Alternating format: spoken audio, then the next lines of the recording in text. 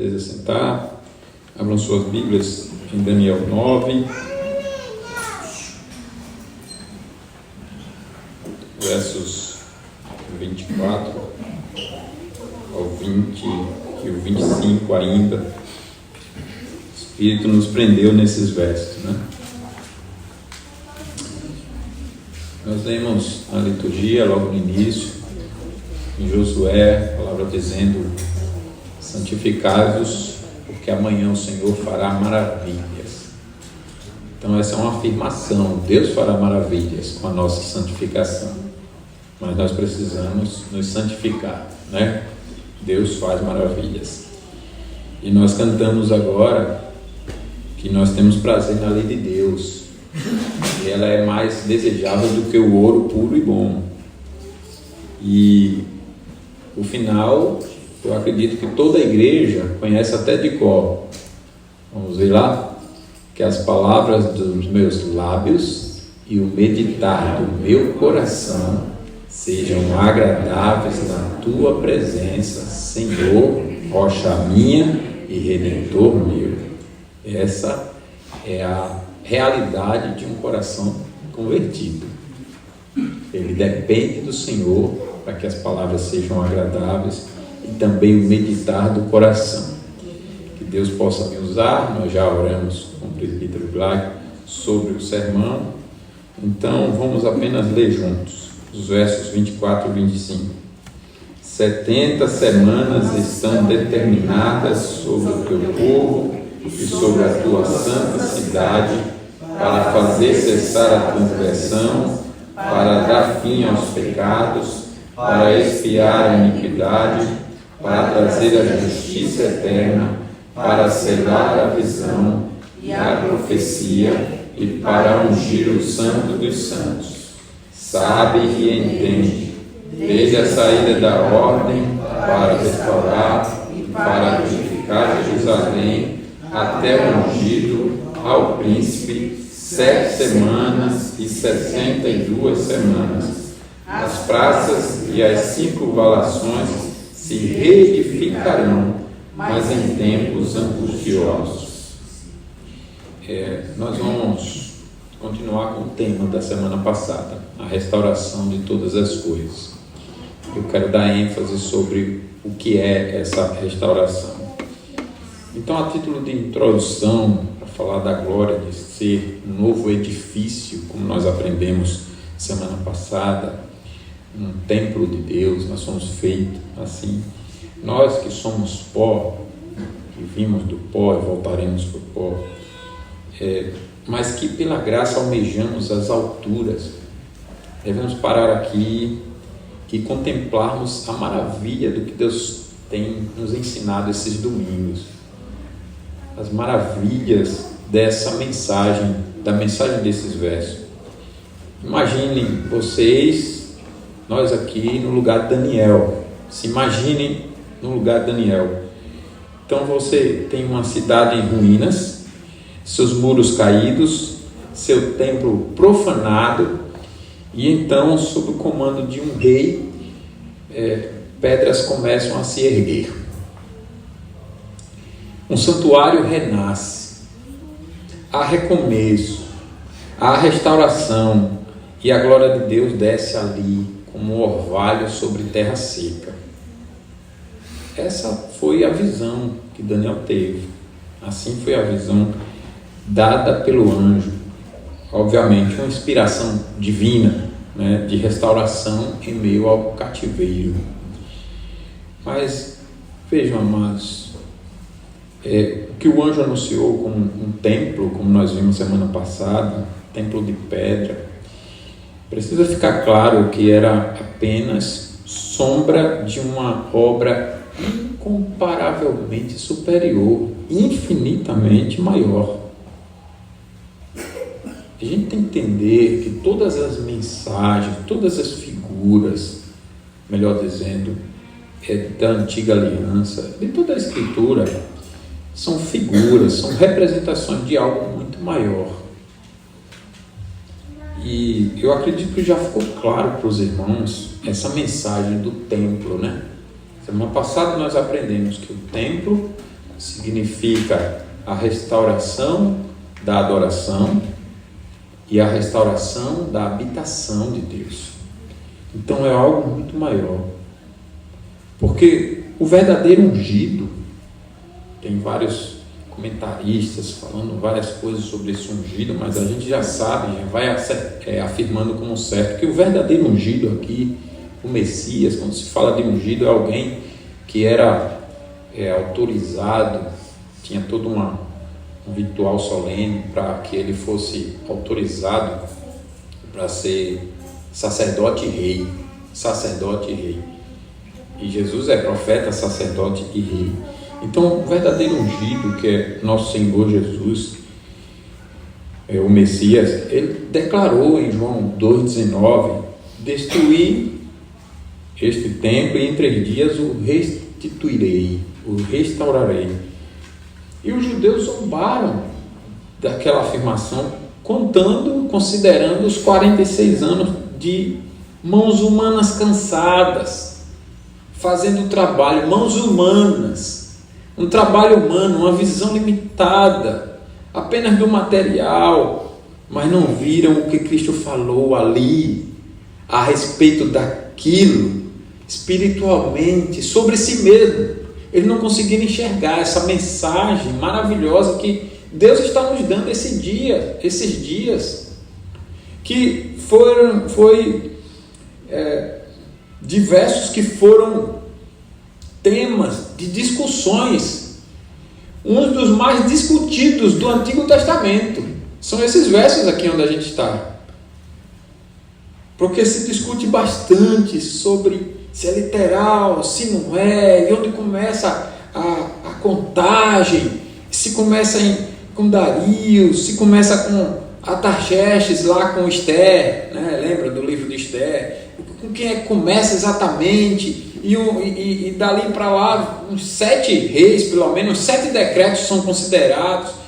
E você vê que não é tão fácil assim, falando da história, falando dos estudos, de olhar para o texto e sincronizar essas datas. Não é tão fácil, mas já ficou fácil. A gente vê essas discussões todas e Deus teve compaixão de nós e nos deu essa mensagem já completa em Cristo e debates exaustivos já transcorridos, e você consegue fluir com tranquilidade que, independente das diferenças e das contagens, a mensagem é clara. Há um decreto de libertação do povo para a restauração da cidade, dos muros daquilo e do templo. E há até o ungido que, independente do que se considere, no final das contas, não pode ser outro a não ser aquele que tem condições de restaurar todas as coisas, que é Cristo. E você descansa ali. E você sabe que uma diferença ou outra que possa existir, não põe em descrédito a palavra de Deus. Se você pesquisar e ver, olha, teve um autor que apontou aqui que é uma diferença de 1 ano. Sim, mas a Bíblia muitas vezes trabalha com arredondamentos, né? Que não é diferente de falta de exatidão ou de verdade numa fala. Nós fazemos isso, né?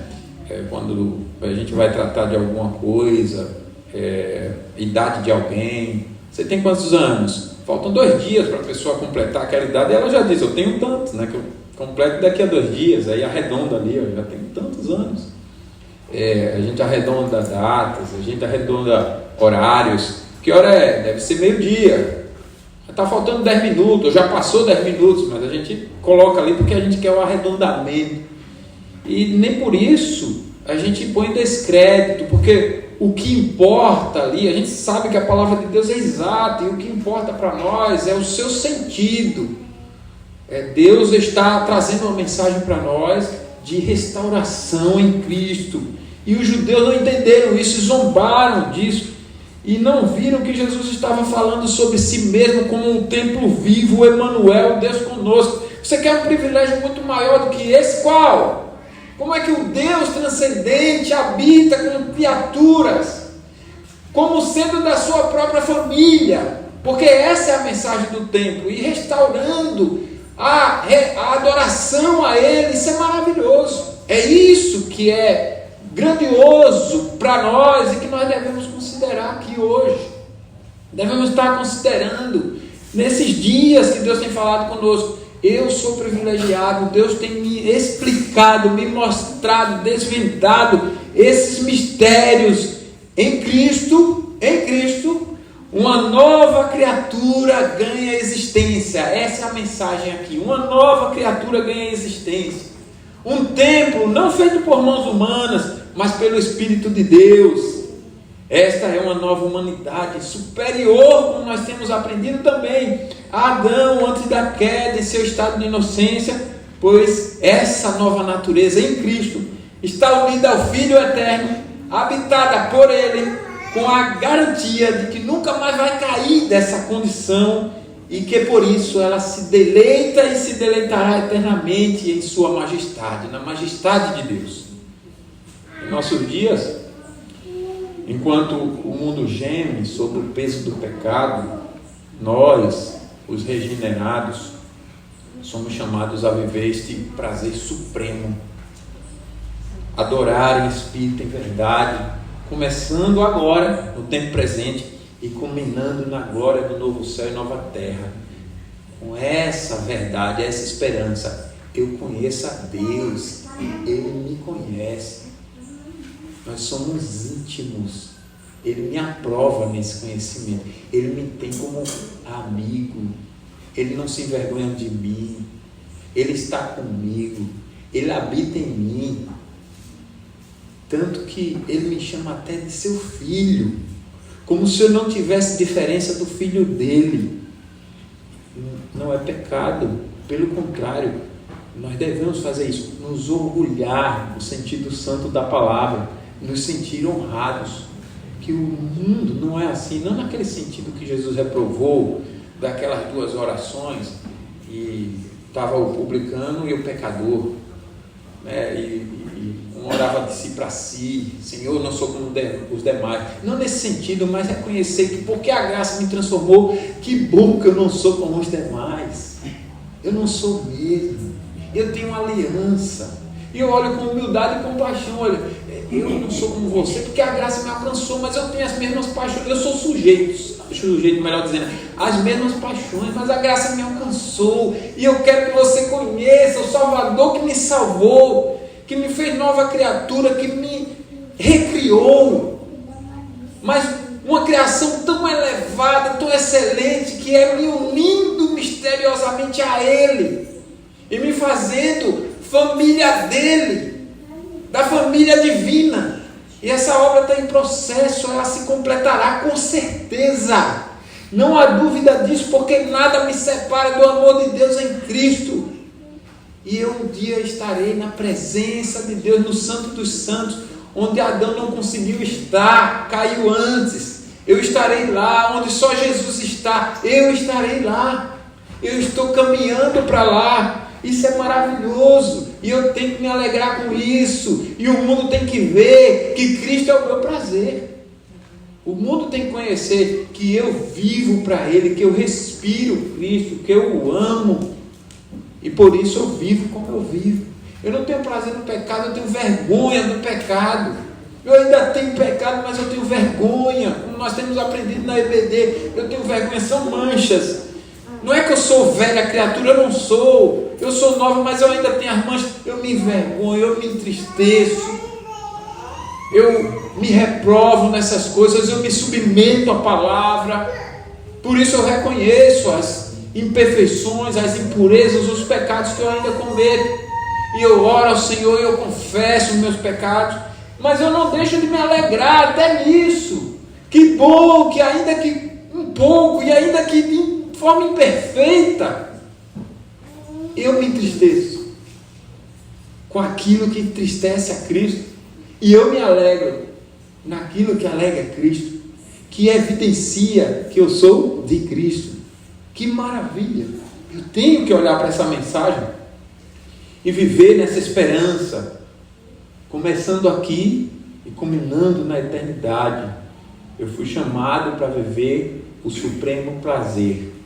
Deus é a minha plena satisfação. Cristo é o meu Senhor e o meu Salvador de verdade, de fato.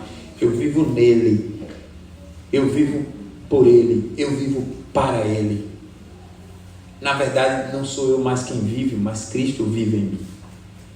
Essa é a vida que eu vivo. Eu posso dizer, eu vivo, eu tenho vida.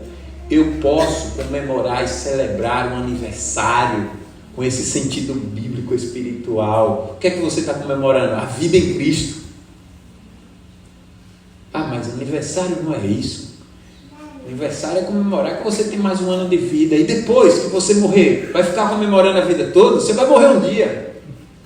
Para onde você vai? Não sei. Então, você não teria que estar comemorando. Você teria que estar aí preocupado, angustiado, porque você não sabe quem é, não sabe de onde vem, não sabe para onde vai. Você está celebrando um aniversário, só comendo, deveria estar triste, deveria estar angustiado. Eu não, eu posso comemorar um aniversário no padrão da Bíblia, porque eu tenho vida em Cristo. Por que seu aniversário é diferente? Porque não é essa celebração vazia. É uma celebração da vida mesmo. A vida me alcançou e me deu vida. E eu prossigo para a eternidade com essa alegria, com esse prazer, com esse orgulho santo, que é o prazer da verdadeira adoração e a consumação na eternidade dessa adoração. Eu vou adorar o Senhor e haverá um dia. Eu acho que quando eu chegar no céu, eu penso assim, não é falsidade, eu penso mesmo, diante de Deus eu vou dizer isso para vocês. Eu penso assim, eu vou estar lá, viu, irmãos? De certeza, mas eu vou estar lá como um dos últimos. Eu me imagino como o último, né? Você sabe que tem uma gradação no céu, né? De recompensas, de importâncias. Então eu acho que os primeiros que vão estar lá, os profetas e apóstolos e mártires.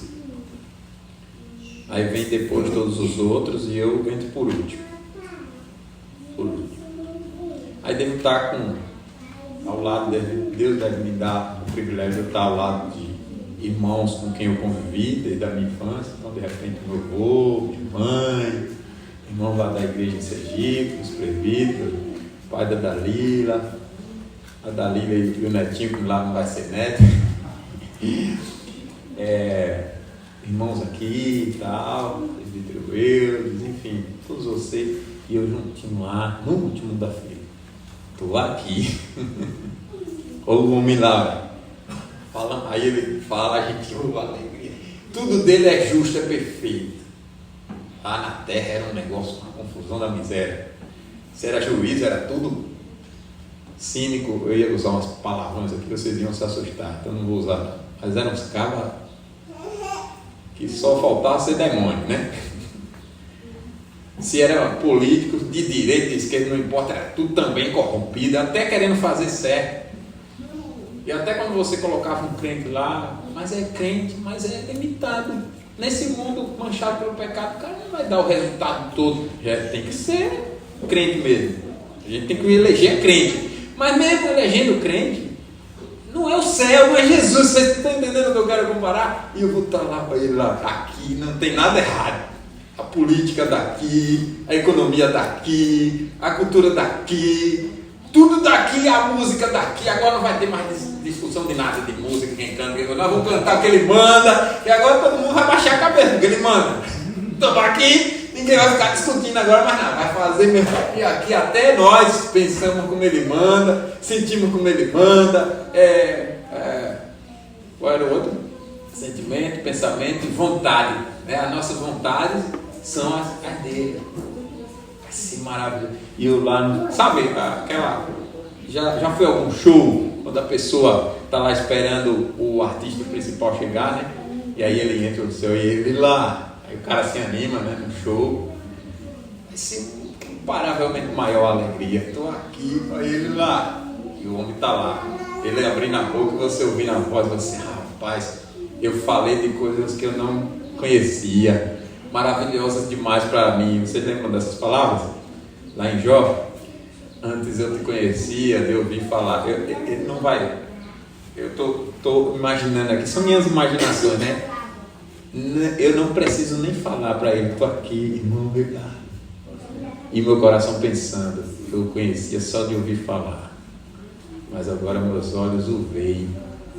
E aquela vontade, aquela alegria, entenda comigo, vou usar aqui um pouco de Nárnia, né, das crônicas de Nárnia. É aquela vontade que já se satisfaria, quer vê-lo sempre, entenda, mas já se satisfaria, sentiria-se honradíssimo se o visse por um segundo.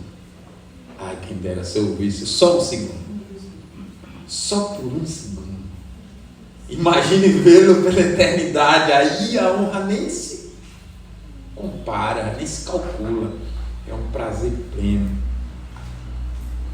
Que o Espírito então, irmãos, nos abra os olhos para esta visão celestial, enquanto nós estamos ouvindo a mensagem, para que nos sintamos honrados e vejamos de que privilégio Deus está falando, de que restauração Ele está nos ensinando. Nada do que você tente encontrar aqui, não é, mas você já pode experimentar começando aqui.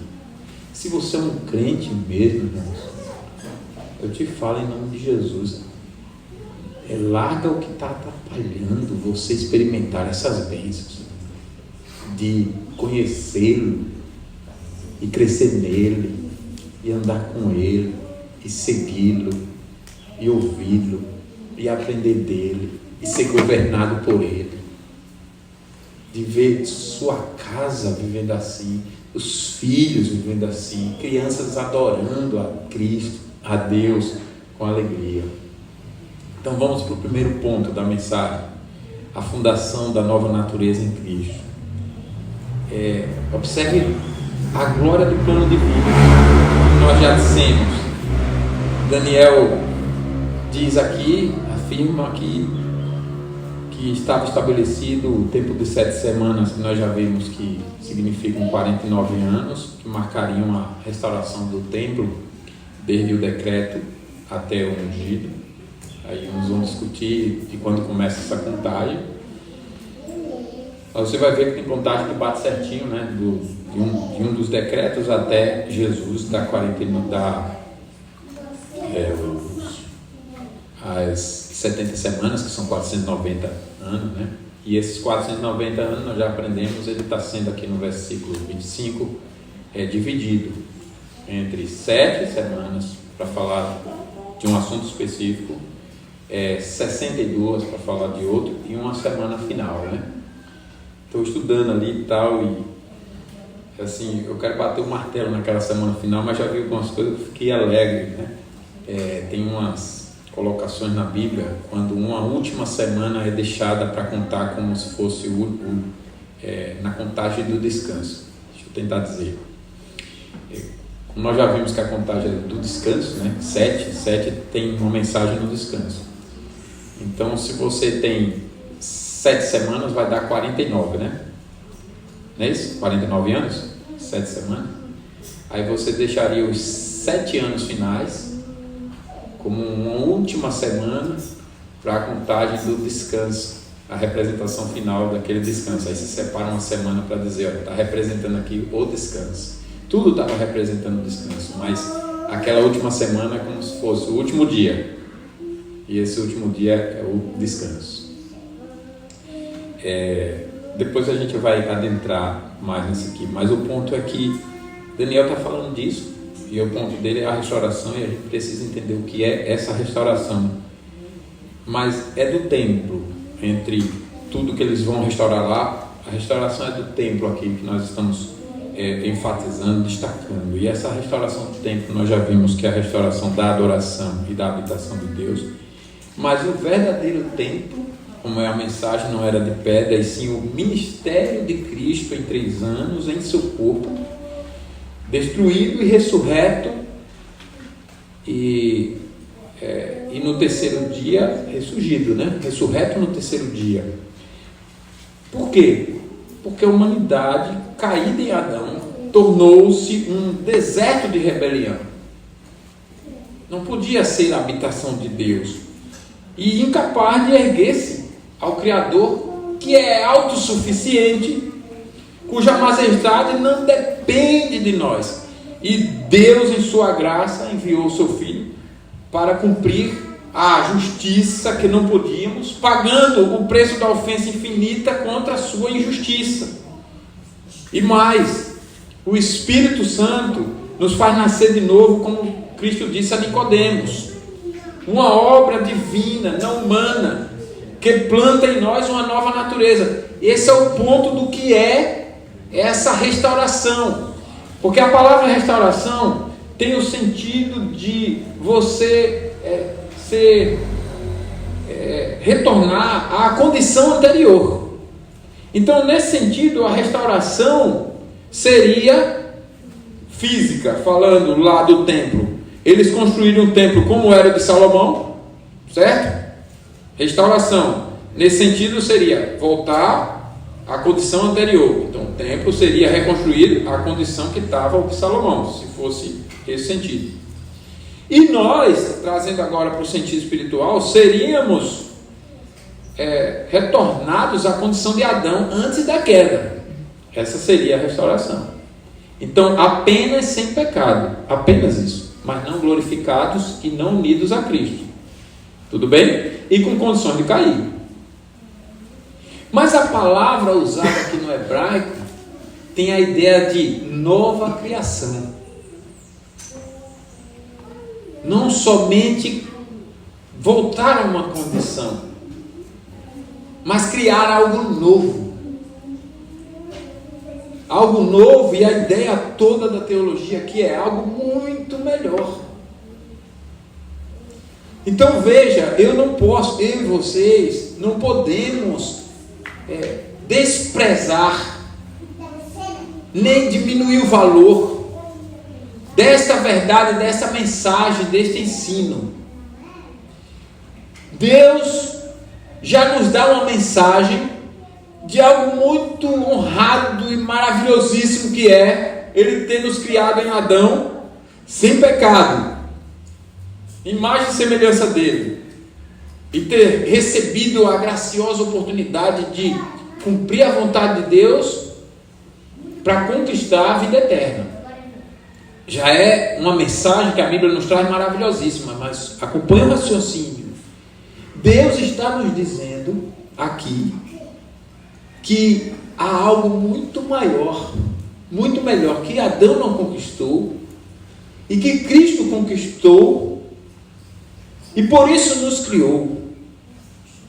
Ele nos fez imagem e semelhança dele, mas nos elevou acima de Adão, dos anjos, de todos, porque o Deus eterno se encarnou, elevando essa natureza à relação divina, ainda que nós, seres humanos, não sejamos divinos, e a natureza humana de Jesus não tenha divinizado, mas ela está muito elevada. Vocês estão entendendo isso? Isso aqui é maravilhosíssimo. A raça humana está elevadíssima à relação com Deus. E nós, misteriosamente unidos a Cristo, estamos nessa nova criação, feito novos, novo homem, nova humanidade em Cristo. Nova quer dizer, diferente até de Adão antes da queda, porque está unida a Cristo. Está agora numa graça da qual não vai mais cair. Não tem mais possibilidade de condenação. Nenhuma condenação há para os que estão em Cristo Jesus. Não importa quais foram, quais são e quais serão os seus pecados e quedas. Não depende de sua fraqueza. Não depende de sua limitação em nenhuma área. Ele é misericordioso, Ele é bondoso, Ele é perdoador. E Ele fez isso em seu Filho. E você agora está com o destino certo, ao ponto de Deus carinhosamente, graciosamente e amavelmente também separar na Bíblia uma doutrina que às vezes passa tão desapercebida, mas que é tão rica. Nós estudamos na EBD, que é o selo. O selo. O que é que se faz, crianças, com o selo? Pega uma carta, e para que elas tenham a garantia de que ela vai chegar no destino, sela-se. E naquela época, o selo aqui usado, tá se utilizando a partir dessa garantia, dessa honra, desse valor, era o selo do rei. Um rei ia mandar uma carta para alguém, carimbava com seu anel, e aquele selo real, se violado, a pessoa pagava com a própria vida. Agora veja quem selou: o Espírito. Tem autoridade maior do que o Espírito para nos selar, irmãos? O que é que ele está dizendo com essa doutrina que passa desapercebida? Que por causa dessa nova criação em Cristo, de estarmos unidos a Cristo, de sermos de Cristo, de recebermos da graça dele todas essas bênçãos, eu não sou mais quem vive, Cristo vive em mim, e eu estou nele, e eu sou o corpo dele. Ele me fez seu templo de Deus, a habitação de Deus. Por isso eu o adoro. E todas as vezes que eu vacilei, escorreguei, e pequei, e caí, e calei os meus pecados, envelhecei os meus ossos pelos meus constantes gemidos, todo dia, porque a sua mão pesava dia e noite sobre mim, e o meu vigor se tornou em sequidão de terra sem chuva, árida, porque eu não vivo sem Deus, e o meu prazer é o Senhor, e como terra seca, sedenta, eu busquei, e Ele me deixou encontrá-lo, porque foi Ele quem esvaziou meu coração, quem procedeu da maneira que eu precisava, com a dose medicamental, espiritualmente falando, que a minha enfermidade espiritual precisava, para que eu o buscasse de todo o coração. E eu busquei, e eu encontrei, e é onde eu reanimo, e é onde eu vivo, e é onde eu me renovo, porque Ele me criou uma criação superior. É para aí que eu tenho que olhar, para ajudar a todos. E pensando nas crianças, pensemos num oleiro. Hoje, com o advento da internet, vídeo no YouTube, eu gosto de ver vídeos sobre oleiros, né? Queria até aprender ali aquela arte. É uma habilidade. Tem lá os tipos de massas e barros, e eles têm uns objetos. Aí tem um cilindro giratório, não sei se vocês já viram, um cilindro giratório, vai girando numa velocidade, e ali eles vão amassando, amassa e levanta, e com habilidade eles vão dando forma aos vasos, né? Aos vasos. E naqueles vídeos eu vi um que o oleiro pegou um vaso que quebrou para mostrar como refazer. E aí aquele vaso que quebrou a massa, misturou e refez um vaso mais bonito, mais glorioso. Então não fez com remendos, desmanchou tudo para fazer algo novo, algo superior ao anterior, muito mais glorioso do que o anterior. Assim é o crente em Cristo. Ele não é um remendo de Adão, não é um Adão remendado. Vocês entendem o que eu quero dizer? Não é um Adão remendado. Essa é minha indignação com aquele professor do seminário que zombou disso quando eu disse: nós estamos numa condição melhor do que Adão antes da queda. Ele zombou disso e eu não entendi a zombaria dele, mas hoje eu entendo. Poucos dias depois ele foi pego em adultério e disciplinado, e por isso que ele zombou. Se ele não tivesse em pecado, ele teria entendido a mensagem, não zombaria. Nós estamos numa condição superior a Adão antes da queda. O argumento dele era: mas a gente ainda tem mancha de pecado. Sim, mas a obra é toda que eu estou falando. Ela não para aí. Adão, se nós estivéssemos na condição dele, iria cair, nós cairíamos também. Iria cair de novo. É a condição, não está em Cristo, não está unido a Cristo. Só existe sem pecado, vai cair. Mas em Cristo não. Vocês entendem o que eu quero dizer? Em Cristo é algo incomparavelmente superior. Espero que o professor tenha sido restaurado. Não sei como é que ele está, nunca mais ouvi. Mas todo mundo que pede Cristo de referência já caiu. E Nós não somos um remendo de Adão, mas uma nova criatura em Cristo, unida a Cristo. Por isso Paulo exclamou: já não sou eu quem vive, mas Cristo vive em mim. Esta é a fundação. Somos um corpo com Cristo, um templo vivo, onde Deus habita. Deus não habita em templos feitos por mãos. E foi Ele quem nos fez, não apenas a natureza humana, mas Ele nos fez templos espirituais. Hoje então, irmãos, em meio a um mundo que busca se renovar em filosofias, se renovar nas vãs sutilezas dos homens, em meio a um mundo que busca se renovar em tantas fontes, alegremos-nos no fato de que a nossa nova natureza não é nosso esforço, mas a obra de Cristo. Essa é a garantia. Se eu e você nos renovarmos nisso, nos firmarmos nisso, vamos cair menos. Vamos cair menos. Às vezes nosso problema é que Cristo foi deixado. Nosso olhar para Cristo está igual a Pedro quando está andando sobre as águas. Olha para a tempestade, olha para o mar, não olha para Cristo. Mas em toda circunstância nosso olhar tem que ser Cristo. Observe a peregrinação e aquela santa Olimpíada da fé lá em Hebreus 11. Corramos com perseverança a carreira que nos está proposta, olhando firmemente para o autor e consumador da fé.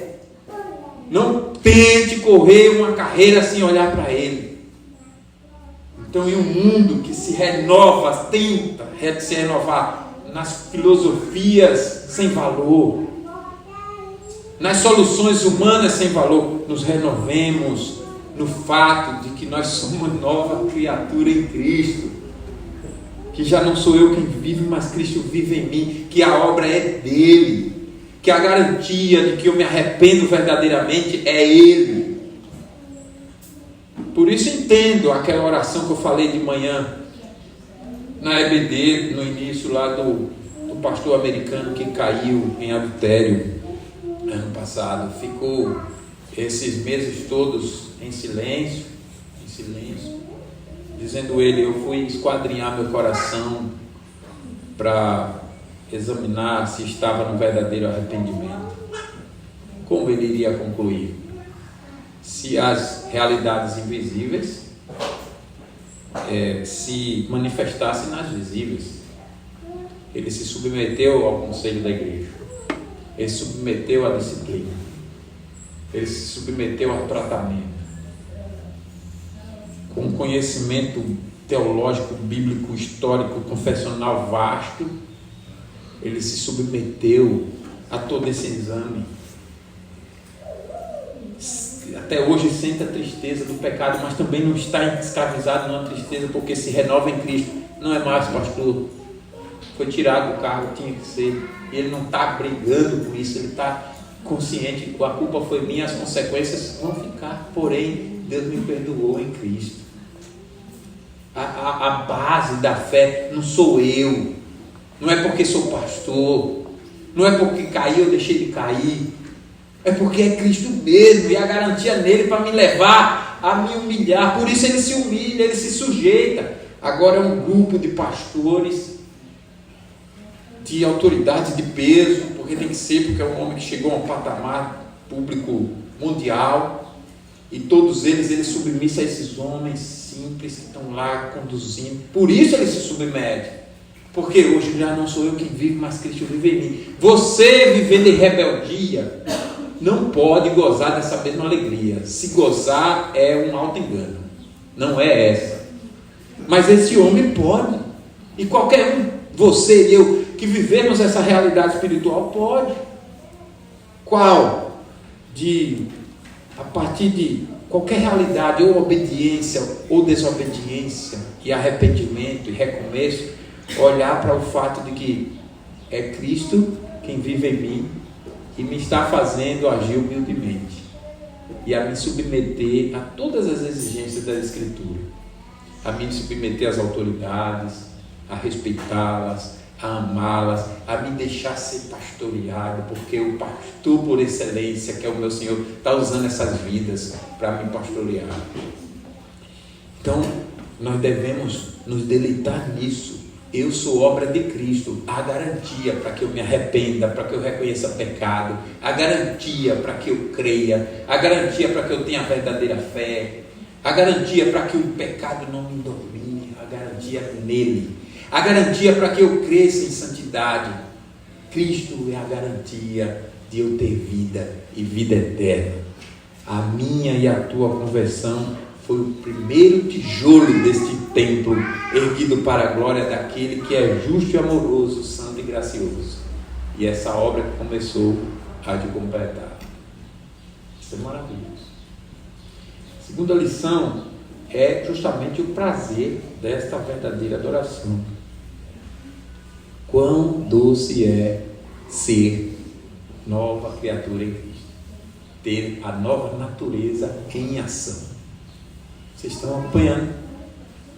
Qual foi a ilustração que usamos na EBD? Velha natureza, um copo cheio de impurezas, de veneno, transbordando, prostituição, lascívia, desejo maligno, ira, cobiça, idolatria, difamação, cólera, raiva. Quantas impurezas transbordando, se torna visível.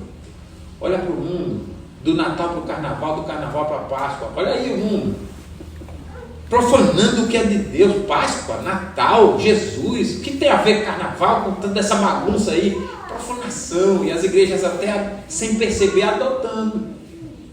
Quando deveríamos ter o zelo de Daniel, ter uma firmeza de não se contaminar, até com o que comer. E alguém acha a gente radical demais, mas nunca é ser radical demais quando você tem zelo com a corrupção do mundo, com o pecado. Estou falando de legalismo, estou falando de nova vida em Cristo. E nossa nova natureza em Cristo vai nos tornando sensíveis a essas coisas que nós não éramos sensíveis. Meus pais viveram o padrão deles, tal, crentes ou não, meus avós crentes ou não, viveram o padrão deles. Mas eu não sou meus pais e meus avós. Naquilo que eles acertaram, eu continuo seguindo, mas naquilo que eles erraram, eu não quero saber. Eles erraram.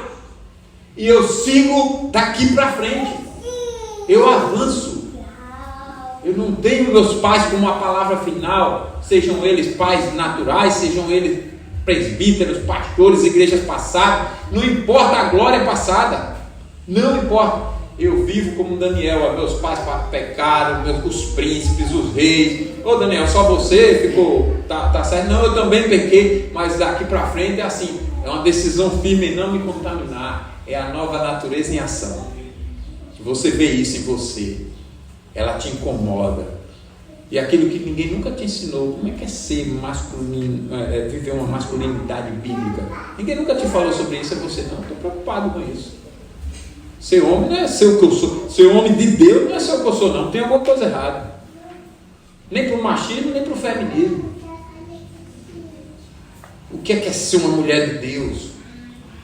O que é ser um pai de Deus, um marido de Deus? O que é isso que me incomoda, te incomoda, e você quer saber coisas simples do comer, portanto quer comais, quer bebais, eu faço, não importa, do comer, do acordar, de qualquer coisa, é só isso aqui não é só isso aqui não, para mim importa, porque é a nova natureza em ação.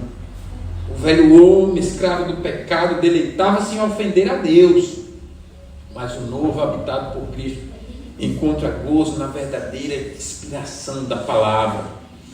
E aí nós lemos aqui em João 2, 13 a 17, Jesus purificando o templo, justamente fazendo referência a tudo isso aqui, expulsando os comerciantes, pois a casa de seu pai, como ele disse, é de oração e não de comércio. Muitos já interpretaram essa atitude de Jesus de atitude arrogante, pecaminosa, vai lá, expulsa, usa um chicote para expulsar e tal. Jesus santo, claro, É a casa do Pai dele. Não é o espaço físico somente. Ali ele estava tratando do físico sobre o espiritual, sobre o real. Ele não tolera a impureza no templo que é dele. Então como é que está o meu corpo, que é templo do Espírito Santo? Está como esses comerciantes? Está cheio de impureza? Eu estou fazendo do coração de Deus no dia do Senhor casa de comércio? Minha mente pensa no lucro da semana. Poderia estar ganhando, poderia não estar aqui. Eu lucro se eu estiver procurando coisa na internet para comprar. Eu lucro se eu estiver conversando com alguém. Eu lucro. Como é que eu estou fazendo? Jesus está ali representando essas coisas. Ele não aprova, ele abomina. Está mostrando o zelo pela casa de Deus. E ele disse que era sobre ele a profecia passada de que o zelo pela casa de Deus o consumiria. E ele foi consumido por esse zelo. Ele é o cordeiro que purifica. João mostra essa. De João 1 até o final, Jesus é o centro. Ele é o verbo por meio de quem tudo é criado. Ele é o que purifica o templo. Ele é o cordeiro que purifica a vida. Ele é o noivo que batiza com o Espírito Santo. Ele é o Salvador que faz adorar em espírito e em verdade. Lá com a mulher samaritana ele diz isso. Eu sou aquele que faz adorar em espírito e em verdade. Então uma nova criatura unida a ele não canta apenas por cantar. Não canta apenas por cantar. Eu ouvi um pastor muito querido, crente, de verdade, estranhando, porque muitas igrejas, esse foi o comentário dele que eu soube essa semana, porque muitas igrejas estão voltando a cantar os salmos somente. E o argumento dele foi, porque em Cristo nós somos alegres e os salmos são tristes. E eu pensei, eu tenho que me encontrar com esse pastor e ter um catecúmenos com ele sobre isso. Ele já é jubilado, e se ele não atender, eu dizer, olha, com todo respeito, eu sei que o irmão, eu vou orar pelo irmão, mas o irmão não entendeu as escrituras nesse ponto. Eu sei que o irmão não está com a intenção de ofender a Deus, mas está querendo impor a sua cultura à palavra de Deus. Os salmos têm todos os sentimentos humanos. Tem tristeza, tem alegria. E no passado, antes de inventarem essa coisa de impor, porque a imposição, uma música humana no culto que Deus não autorizou, ele autorizou as músicas dele. As igrejas cantavam, inclusive, o primeiro culto protestante que foi comemorado dia 10 agora no Brasil, 400 e tantos anos de ocorrido, esse primeiro culto, pelos calvinistas presbiterianos, cantou-se o salmo que nós cantamos aqui, com a melodia que nós cantamos aqui. Primeiro culto protestante cantou o seguinte: ouve, Senhor, minhas palavras. Você acha que alguém fugindo da perseguição lá da França? Você acha que alguém que passou atravessando uma viagem difícil, vai ler sobre eles, pelo mar, num espaço tão limitado para passar dias e dias, enfrentando chuva, tempestade e tudo mais, e a incerteza de chegar? Você acha que as pessoas iam chegar aqui tristes, cantando uma música dessa? Olha a música toda, olha o hino, e está lá na liturgia escrito, para enxergar na cara de quem condena a liturgia de Deus. Olha aqui como os crentes cultuavam, olha o que é que eles cantavam. E não só cantavam por cantar, não, eles cantavam porque a nova criação transformou seu coração. E a palavra de Deus é o seu prazer. Aquilo que diz Paulo: habite ricamente em vós a palavra de Cristo. E onde é que está a palavra de Cristo? Em toda a Escritura. Cantando. Por que Paulo faz logo cantando entre vós com salmos, hinos e cânticos espirituais a palavra de Cristo? A palavra de Cristo não é o meu sermão. Vocês entendem isso? É só separar as coisas. O meu sermão está transmitindo. Eu quero crer e creio. Espírito está me usando para me abençoar e abençoar vocês, mas o meu sermão não é a palavra de Cristo. Uma música humana não é a palavra de Cristo. A palavra de Cristo está aqui, ela é a palavra. Por isso que ele diz, com salmos, hinos e cânticos espirituais, porque os salmos eram salmos, hinos e cânticos espirituais. E essa nova criação canta essa realidade com graça no coração, porque ama a palavra, e nela eu encontro tudo o que eu preciso. O que é que os salmos não têm sobre Cristo? Nada. O Novo Testamento, para explicar Cristo, o livro que ele mais busca é os salmos. Do que é que o salmo não fala? Que o restante da escritura fala? De nada, é um resumo da Bíblia. Quais são meus sentimentos que ele não expressa? Nenhum, ele expressa todos. Como eu não consigo. Você vê o que nós cantamos aqui. Quem é capaz de discernir as próprias faltas? Eu digo, olha, só a palavra dizendo isso para eu pensar nisso.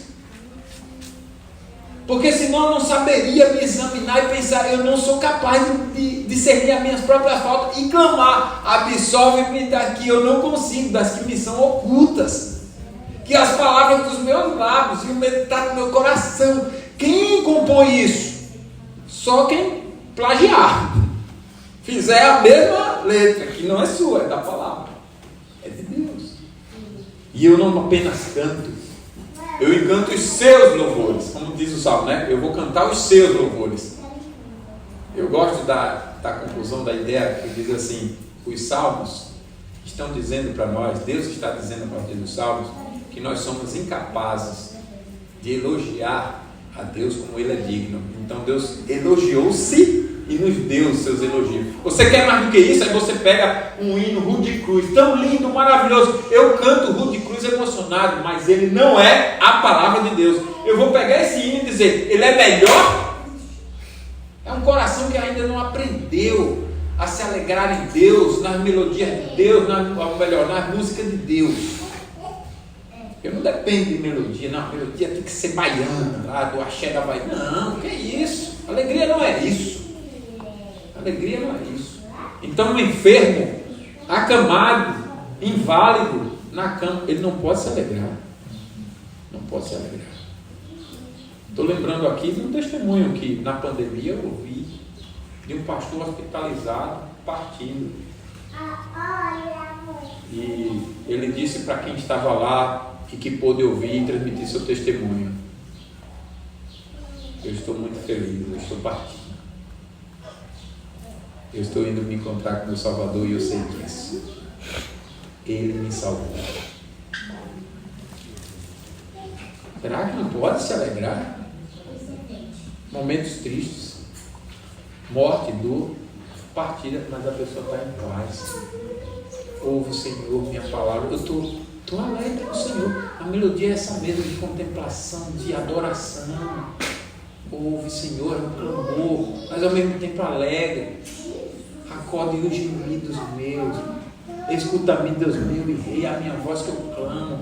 Como que desassociar isso de alegria? Ainda que seja um clamor, uma expressão de tristeza, de angústia, diz como? A nova natureza faz isso. Eu me alegro e canto as canções de Deus.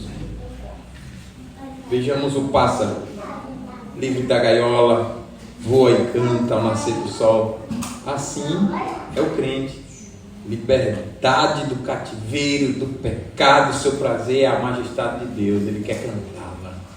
E ele reconhece, a glória de Deus não pode ser cantada, e o louvor que Deus merece não pode ser entoado com as minhas palavras. Deus elogiou-se, e eu uso o elogio, e só esse elogio é digno de ser chamado de louvor. A gente criou a mania de chamar qualquer música que é cantada na igreja de louvor, né, no meio religioso. Aquele louvor é bonito. Louvor mesmo é só esse. Os outros não são louvores. Louvor é o que Deus diz sobre si mesmo, elogiando-se, e dá para nós poeticamente para cantar. Cante isso sobre mim. Isso é louvor. A harmonia de seus atributos nós cantamos. O prazer em sua majestade, que é a harmonia de seus atributos: amor justo, justiça amorosa, ira justa. É o hino que ressoa em nossa alma como um pássaro libertado. Nós somos libertados do pecado. Em Cristo o templo não é um lugar, mas um povo. E nosso entusiasmo é o incenso que sobe ao céu para a narina de Deus. Então, de novo, em nossos dias, enquanto muitos buscam prazer em telas virtuais, não para de pensar aqui, ficar procurando coisa aqui para se divertir, para isso, para aquilo, e ruídos. Eu e você, nova criatura, novas criaturas, devemos encontrar nossa alegria em Cristo. Ele é a nossa alegria. Ora com fervor, ora, canta com gratidão, vive em obediência voluntária, humilde e sincera. Tudo isso é o teu culto vivo, santo e agradável a Deus. Culto racional. É o sacrifício. Teu prazer em Deus é sinal de uma nova natureza, começando agora, crescendo em santificação. E o terceiro e último ponto é a consumação na eternidade. Começou aqui e vai para a eternidade, vai se consumar. Por isso que Paulo disse assim, eu sei, estou bem certo, não há dúvida, que aquele que começou a obra há de completá-la. Se não nos firmarmos nesta verdade, não prosseguiremos, não perseveraremos. Se olharmos para a nossa obediência como digna e a nossa desobediência como indigna, e tudo em nós mesmos, agora eu mereço que Deus me ouça na oração, porque eu fui obediente. Agora eu não mereço que Deus me ouça na minha oração, porque eu não fui obediente. É daí para o inferno, irmãos. Essa é a sua justiça. Eu tenho que reconhecer essas coisas a partir da graça, porque Cristo já me salvou. A minha desobediência é impura, é impureza. A minha obediência é o mérito da graça. E eu tenho a garantia nisso, de que eu vou até o fim, porque Ele me salvou. Não são minhas quedas, nem minha obediência, que garantem nada, nem perda, nem salvação. É a salvação dele. Eu sou nova criatura em Cristo. E isso vai se consumar na eternidade. Essa é a esperança que nos faz suspirar, que nos faz respirar, que nos faz desejar o que vem por aí. Você gosta de surpresa? A gente tem que treinar nossos filhos, esposa, marido, com surpresas boas, agradáveis. Um presente. Mas sempre aproveitar isso para ensinar sobre o céu. Olha, como será, pai, lá no céu? Não sei. Mas será melhor do que a sua mente pode imaginar. Pode ter certeza. Como eu serei? Muito melhor do que os anjos. E como assim? Está tudo surpresa. Jesus disse que vai fazer na casa do Pai muitas moradas para nós. Como será essa morada? Faço ideia, mas imagina ele que fez em 6 dias, do jeito que fez a criação, e está esse tempo todo fazendo, meu irmão. O negócio é muito bonito. Falem de surpresas para ele. Vamos aguardar. Vamos buscar o Senhor, crer nele e caminhar para lá. Tem uma surpresa aí, nós seremos como ele, e o amaremos e o conheceremos, e desfrutaremos de todas essas maravilhas que estão guardadas para nós. Como será, pai, quando chegar lá? Vai ter um banquete. E vai ter o quê para comer? Sei lá, filho. Eu sei que é melhor do que o que tem aqui. O que é que você gosta? Eu queria que tivesse churrasco. Quando você chegar lá, o que Deus fizer, você já desiste do que tinha, do que queria. O banquete dele é melhor. É tudo no céu melhor. E Daniel viu algo assim quando viu o fim do pecado. E João revelou o templo vivo, ressurreto. Por isso é importante a gente ler Daniel e ler João. Ler Daniel e ler João. João viu o próprio Jesus ressurreto, apontando para a nova criação de Cristo. E esta obra iniciada na conversão nas nossas vidas floresce na santificação e conclui na glorificação, quando seremos como Cristo, ressurreto, no novo céu e nova terra, onde não haverá mais choro, nem pranto, nem dor, onde o ladrão, o injusto, o mentiroso, o assassino, o idólatra, os covardes os impuros, ninguém entrará. E você vai entrar não é porque você não tinha pecado, é porque a nova criação te santificou. E você mesmo também conhecerá como será, você olhará para... Já viu aquelas histórias de contos de fada, ou então aqueles desenhos que tentam expressar contos de fada? A pessoa era um ratinho, de repente virou um príncipe, um rato, um príncipe. Umas histórias assim, olha, um sapo de um príncipe. Você imagina, você é pior que sapo. E Deus está te fazendo mais que príncipe. E essas histórias vêm. Não é loucura de quem escreve, não. Mas não é literalmente aquilo, é a mensagem espiritual que você tem que pegar e agarrar. Ainda que não tenha sido a intenção do autor. Deus me tira de uma condição miserável e faz um milagre em mim. E quando você chegar lá no céu, você vai olhar, como eu sou. Eu não sabia que eu era isso. A obra de Jesus. Você não vai olhar para você com mérito em você. Você vai olhar para você agradecido, você vai lembrar, eu até convertido eu pequei muito. Imagina Pedro como não está lá, né? Na Santa Ceia, Senhor. Eu estava lá na primeira Santa Ceia, em seguida eu neguei.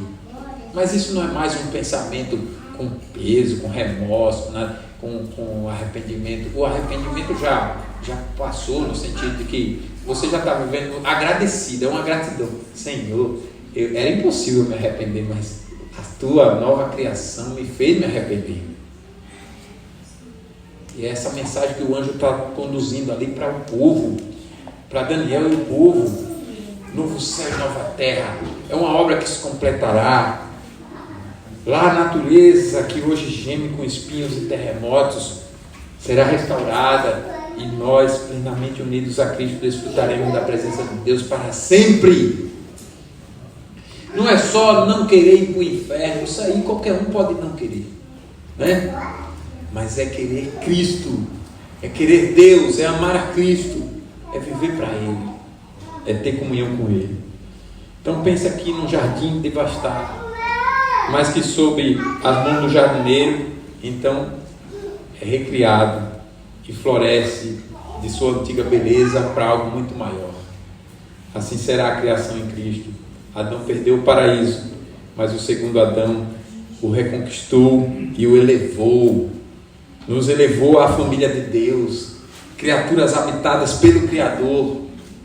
Nosso prazer em sua majestade será então completo, sem véu, sem separação, frente a frente, porque Cristo, quando se deu, rasgou o véu e disse, está consumado, não há mais separação entre Deus e os homens.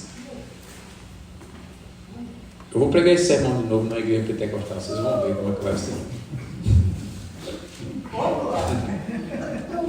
Não, vamos manter e vamos estar, né? Hoje então, irmãos, de novo hoje, enquanto enfrentam as dores deste mundo, doenças, perdas, lutas, fixa os olhos na glória futura.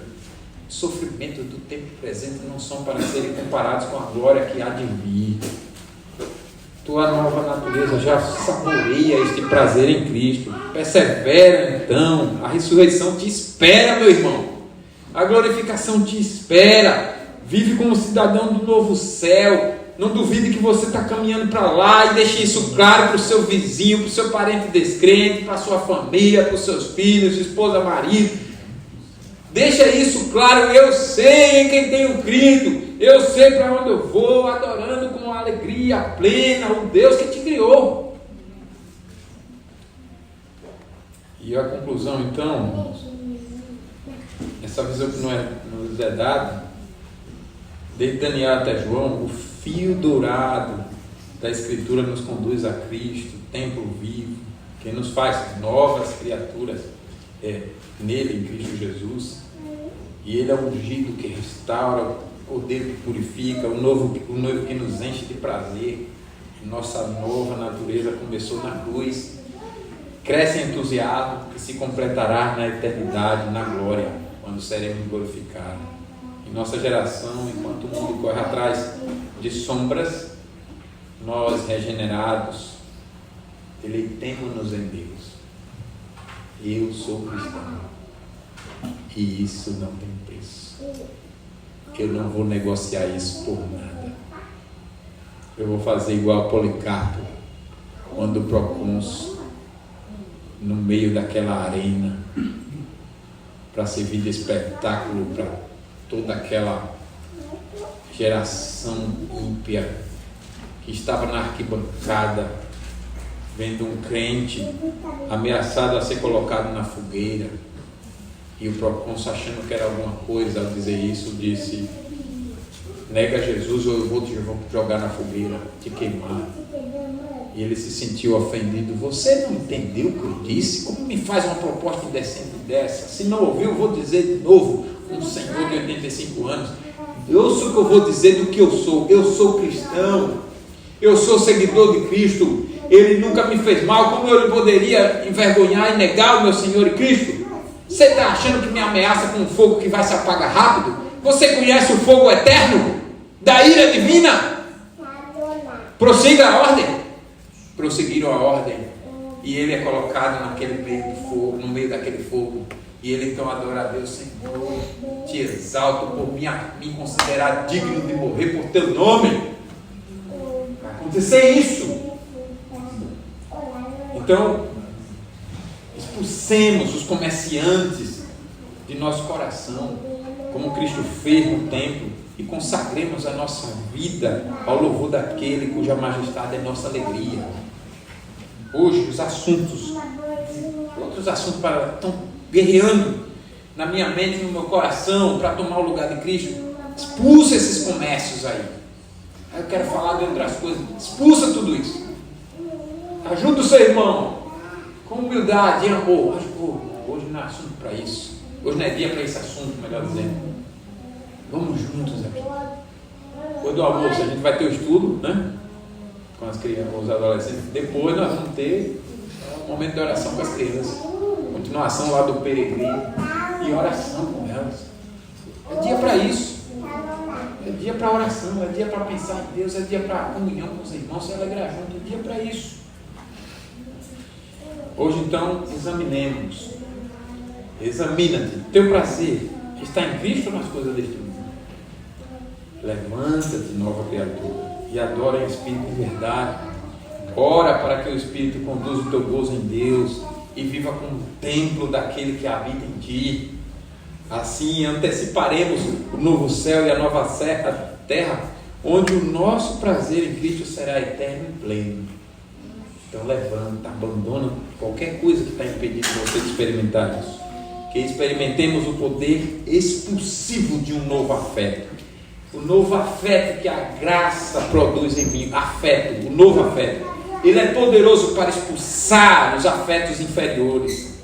Que o prazer então, por Cristo, que vem de Deus, expulse os prazeres escravizadores da velha natureza, para que vivamos para Deus, para o céu, para a morada celestial, firme em não se contaminar com as finas iguarias da Babilônia do nosso tempo. Que Deus nos abençoe. Feche seus olhos, nós vamos orar.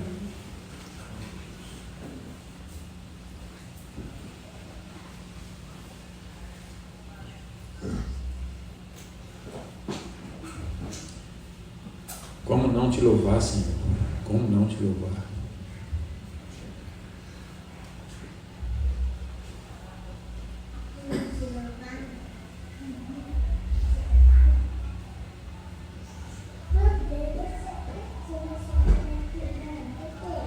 O Senhor é bondoso, é o nosso Pai de amor, o Senhor é gracioso, perdoador. O Senhor tem prazer em nos dar tudo de bom, de uma bondade incomparável, porque além das coisas criadas que já são demais para a nossa capacidade de experimentar desse universo, o Senhor nos deu a Ti mesmo, que está acima da criação, que é eterno, infinito, incomparável. E pacientemente, bondosamente, nos criou em Teu Filho Jesus. Uma mensagem que é loucura para uma mente caída, mas nós já somos salvos. E para nós já não há mais dificuldade de entender e de compreender e de nos alegrar. Até naquilo que é além da nossa capacidade, mas que nós de alguma forma entendemos. No sentido de confiarmos e sabermos que é assim, não há dúvida disso. O Senhor nos fez em Jesus, Teu Filho é Deus como o Senhor, como o Espírito, e se fez carne, e se entregou para a condenação, para que nós fôssemos entregues à vida, para que a vida fosse dada a nós, e nós vivemos nele. Já não há mais condenação, mais paz, paz real, a paz que o mundo não pode dar. Senhor, hoje já não preferimos ter toda a riqueza deste mundo no lugar do Senhor, mas se for o caso, já preferimos perder tudo por amor a Ti, a Cristo, e nos alegramos nisso.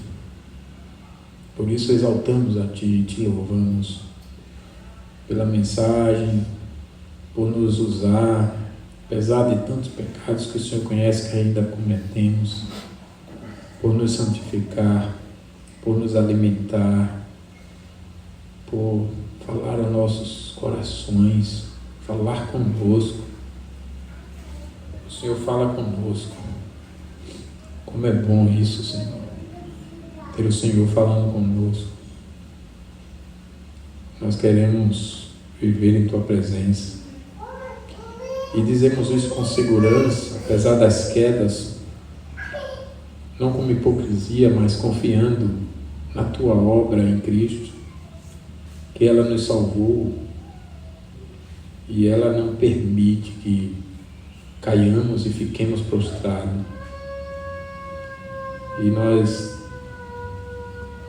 sabemos que isso é porque o Senhor nos alcançou. É a parte visível da obra invisível. Nós somos Teus filhos, Senhor. Nós somos comprados por Teu Filho Jesus.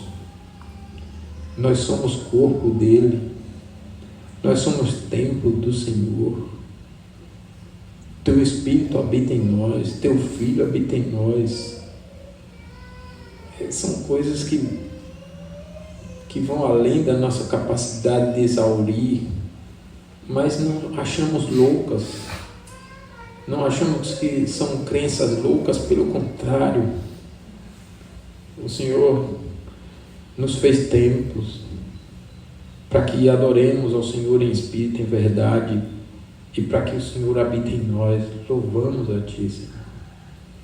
E desejamos realmente o dia, quem dera fosse agora, quando não teremos mais nenhum pecado, e a adoração ao Senhor será sem mancha, pura como o Senhor merece. Louvamos a Ti por essa mensagem, nesses versículos, nesses dias, por Tua palavra que é tão rica, e quanto mais nós exploramos, mais nos alimentamos. Louvamos a Ti porque a restauração da que falou o anjo é essa nova criação em Cristo. Que não venhamos a duvidar desta mensagem, a esquecer dela, a abandonarmos, mas vivamos por ela em nome de Jesus. Amém.